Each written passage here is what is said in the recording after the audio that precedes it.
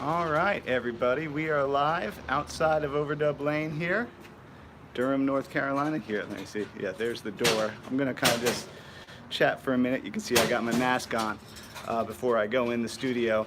It's weather here in North Carolina. Hope everybody's doing okay where you are. Yeah, let's see. So, here's the story. Yes, I am diverging from my regularly scheduled uh, clips this weekend because I'm in the studio. Didn't have time to make my usual content. And so, yeah, we're going to go in. Hey, everybody. I'm going to talk about the process here, what's going on. How do I rotate this camera? Inside this door here. What mics we got, what the workflow is like, what fun it is to be in the studio during a global pandemic. All right, let's go into the studio. Let's mask up. I'm gonna switch the screen around because this doesn't look so great.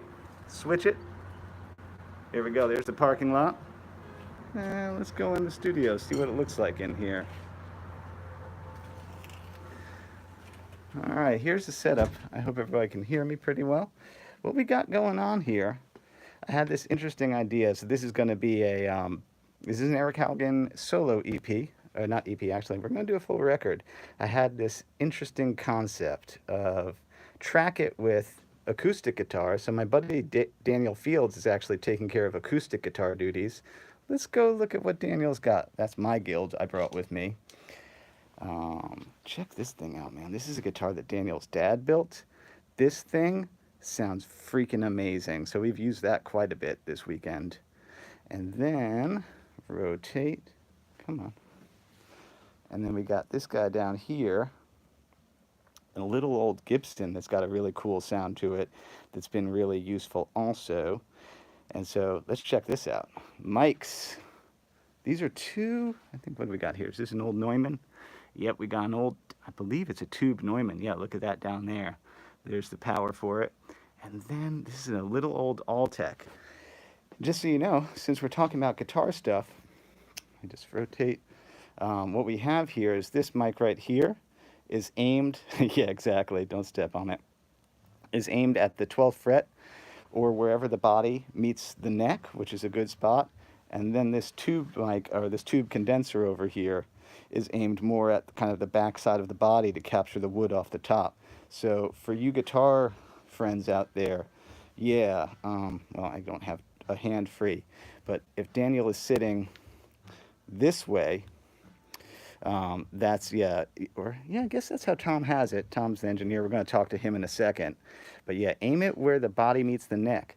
Do not aim it at, there's a big temptation to aim a mic at the circle, to be like, yeah, that's where it'll sound good, but you actually want to aim the mic here. You know, for this little spot right here is kind of the sweet spot on an acoustic guitar where you'll get the most sound. So we got Daniel over there doing that. And then I'm on the other side of the gobos here with my little, you'll recognize some of my stuff down here. I got my board. Here's what I brought with me. This is kind of my de facto useful board. We got my Phase 90, Retro Vibe. Of course, how could you not use this? Oh, we don't have the power on. The Strymon Deco, my analog delay. Of course, the Strymon Deco has been essential in this project. So I'm tracking with electric guitar. Hold on, let me rotate this up. And I'm in here. Let's see, today I'm going to use my Tweed Deluxe with the Weber Alnico speaker. If I can scrounge up a speaker cable, I'm going to run my Minimas in there.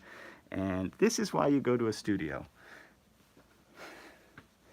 Kick-ass ribbon mic up close, and then, you know, oh, we got a Coles ribbon mic far down the room there. I think those mics are like $2 grand a pop. So again, you spend money and at a high end, dude, look at all the tapes. I think we could probably, yeah, let's have fun.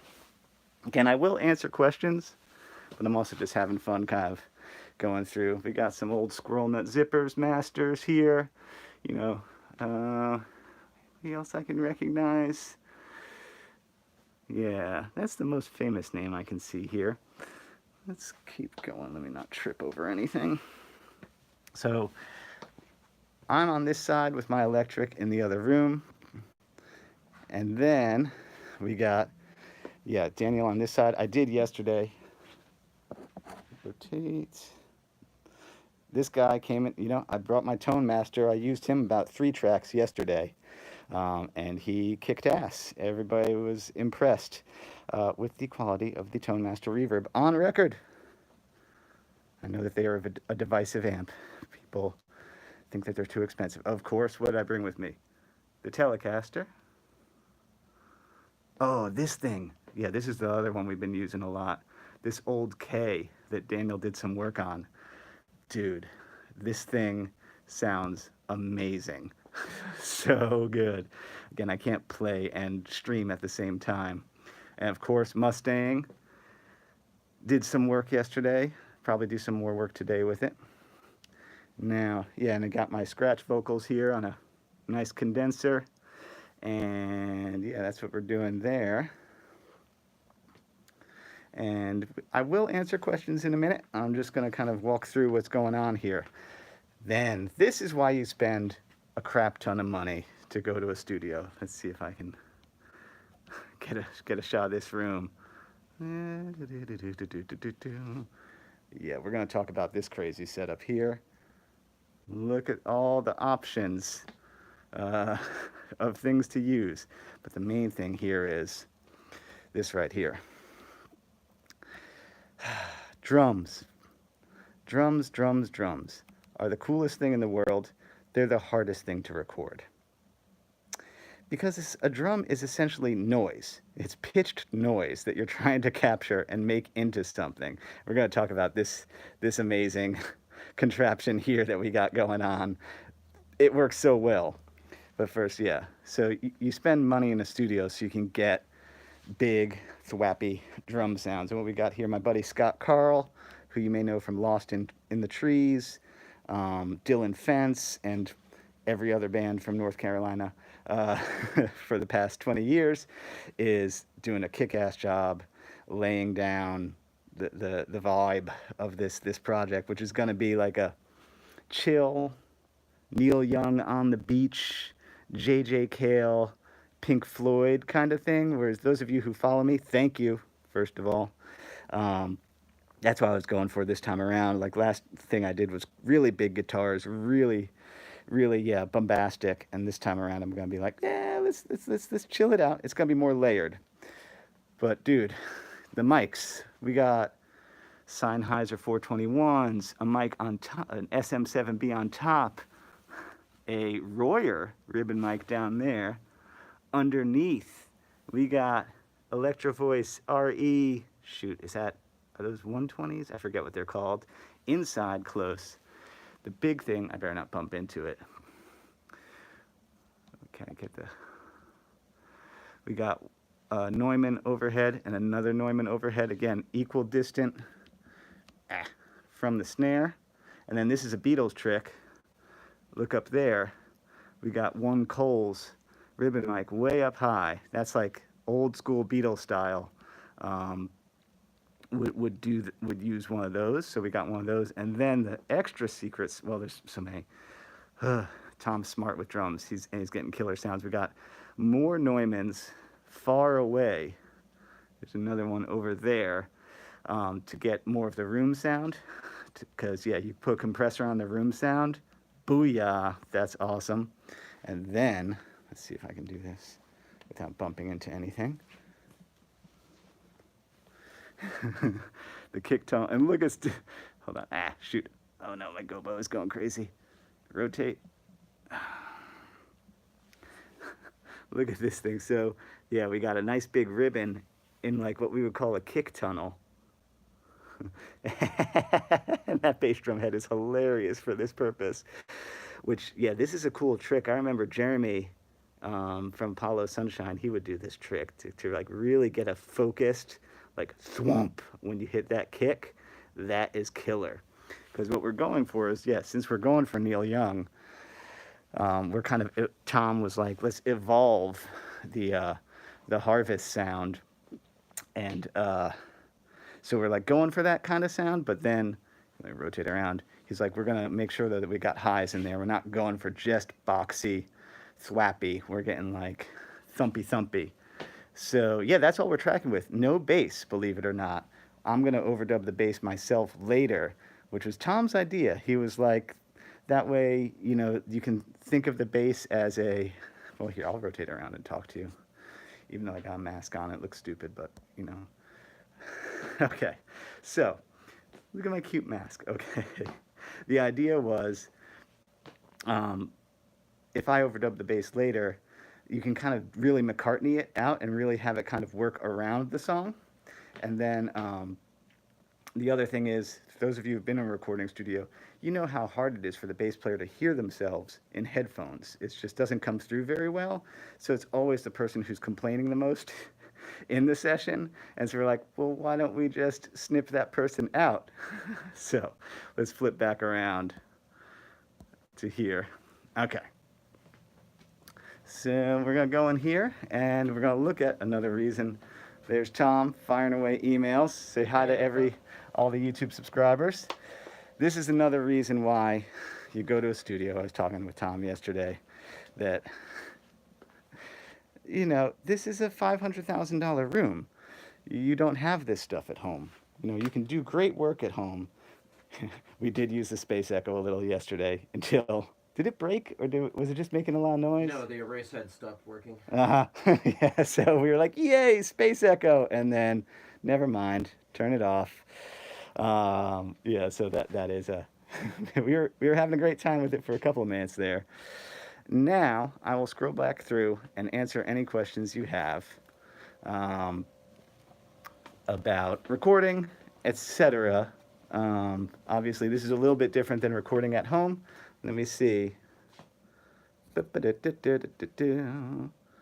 just see. Can I get all messages are visible? Okay, I'm going to scroll back through because David Kelly sent me some money, which is, hey, how nice of you. Thank you, my friend. I haven't gotten much time to play with the Car Mercury 5. Generally, Steve is my neighbor in Pittsburgh, and he's a super sweet guy, and he knows what he's doing with amps, and his amps, they're all unique to him, too. Everyone I've played, I'm like, this doesn't sound like a Fender, it doesn't sound like a Fox, it doesn't sound like a Marshall, and the fact that he puts attenuators in every one of them, super smart. I haven't gotten to play it so much. There was one actually at Scott's rehearsal space, so that's cool.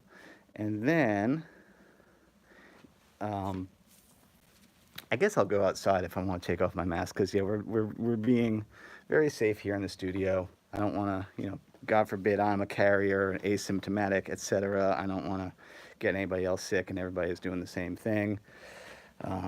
So let me go ahead and here, now I can stand outside and switch the camera around. All right. I will say, working in a studio all day wearing a mask and headphones and glasses, yeah, by the time you get it all off, you're like, all right, that's enough. Here, let's see if I can get a scenic backdrop. That's the funny thing. Here I am in Durham, North Carolina. I love this. I'm just in a strip mall, you know, sweet drive from my place. Let's see if I can get a, there we go. Oh wait, I'm backlit now. That seems pretty good. There's a cool shot of my Scion. Yeah, good little piece of shit car. All right, let's see here. Let's see all the chat. Yeah, you're gonna see, try and get my finger out of the way, but it's hard to. I'm just streaming from my phone. All right, let's see what people are asking.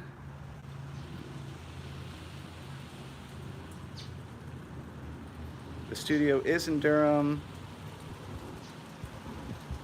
Will there be some vids on live sessions? Someone is asking, do you play pedal steel for studio needs or do you play it live? Yeah, because, okay, so those of you who follow me on Instagram, you know that I put my pedal steel stylings on all my recordings. I'm okay at pedal steel. I've played it for about 10 years now. What was I gonna say?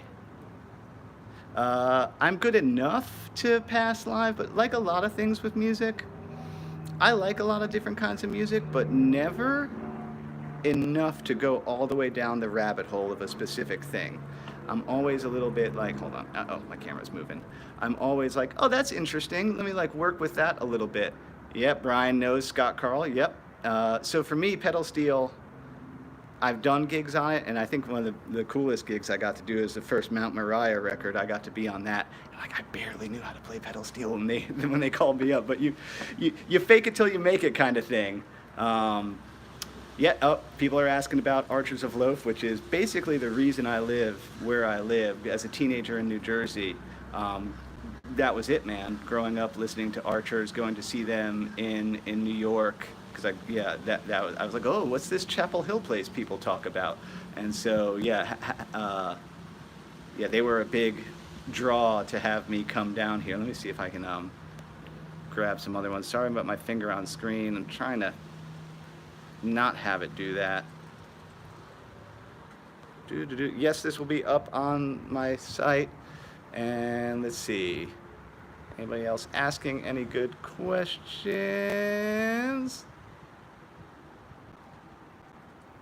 David Kelly is also asking. He has an unused lesson credit.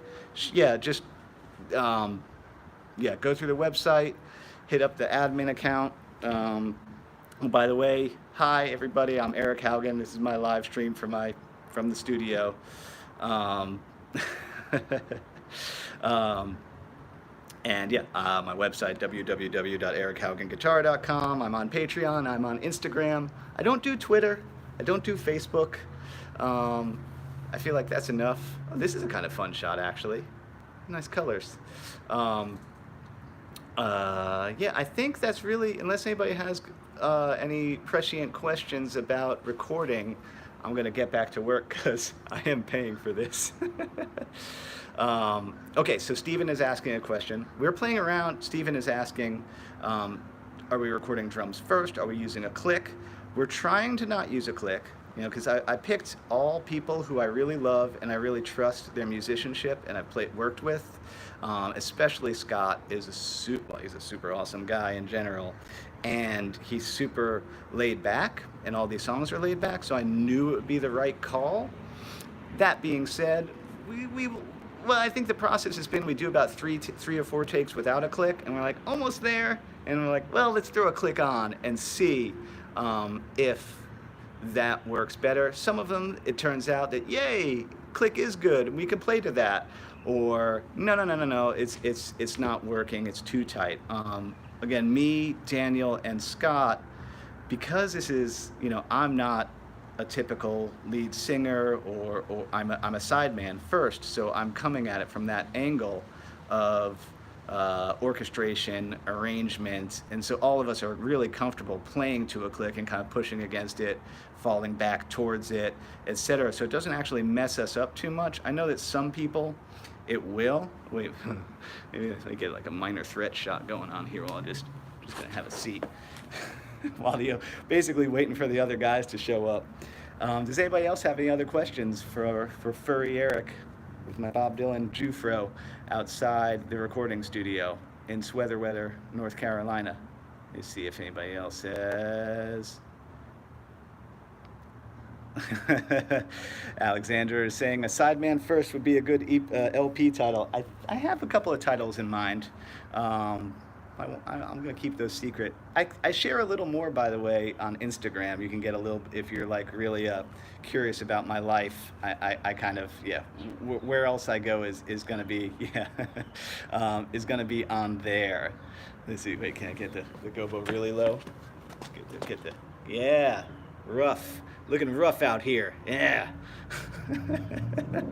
Yeah. All right. Well, I'm gonna run back to the studio and mic up my Tweed Deluxe and do some more work. Thanks everybody for watching. Stay safe, stay sane, be good to each other, be good to yourself. Hey, look, someone's Nissan. All right. I'll see y'all later.